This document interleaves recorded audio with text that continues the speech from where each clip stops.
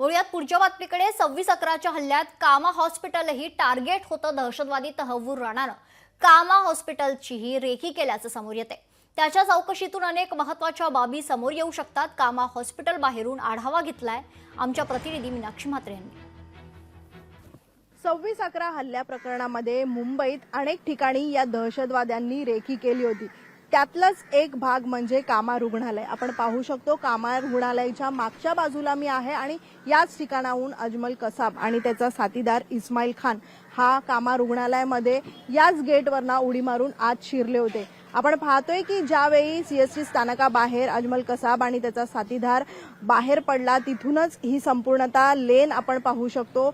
या लेनचं नाव कसाब गल्ली आणि याच गल्लीमध्ये आपण पाहतोय की जेव्हा फायरिंग झाली हा फायरिंगचा संपूर्ण आवाज जो आहे कामा रुग्णालयामध्ये असलेल्या संपूर्ण रुग्णांना आणि इथे काम करणाऱ्या नर्सला हादरवून टाकणारा होता। एकूणच आपण पाहतोय की कसाबने या गेटवरनं जेव्हा उडी टाकली आणि आतमध्ये याच रुग्णालयाच्या 6व्या मजल्यावरती कसाब जो आहे तो सुरुवातीला गेला आणि तिथूनच त्याने आत शिरण्याचा प्रयत्न केला। मात्र सगळ्या महिला ज्या आहेत त्या पॅनेट्रीमध्ये त्यांना या रुग्णालयाच्या स्टाफने जे आहे ते पॅनेट्रीमध्ये त्यांना ठेवलं होतं आणि तिथेच आपण पाहतोय की संपूर्णतः ही मोठ्या प्रमाणात फायरिंग झाली आणि काचा ज्या आहेत या रुग्णालयाच्या फुटल्या गेल्या होत्या।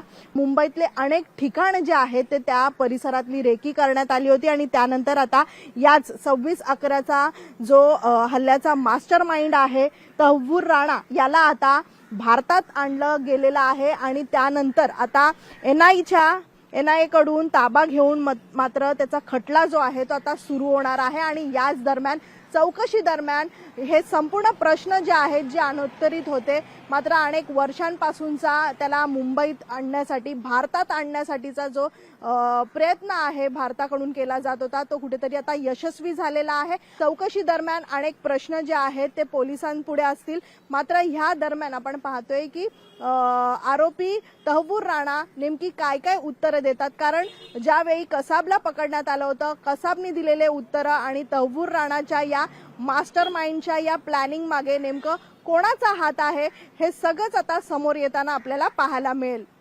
व्हिडिओ जर्नलिस्ट आदित्य देसाईसह मीनाक्षी म्हात्रे, लोकशाही मराठी, मुंबई। लोकशाही मराठी ऐका, पहा, जागरूक रहा।